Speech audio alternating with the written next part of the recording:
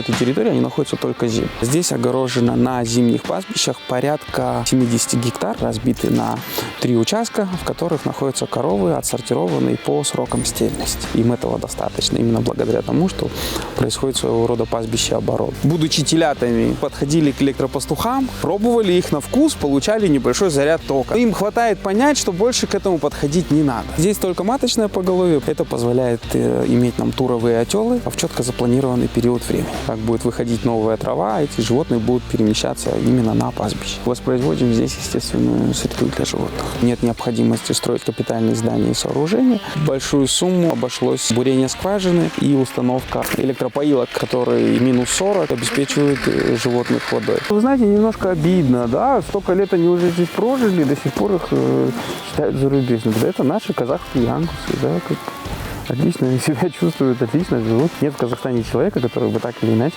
не пробовал мясо ангуса.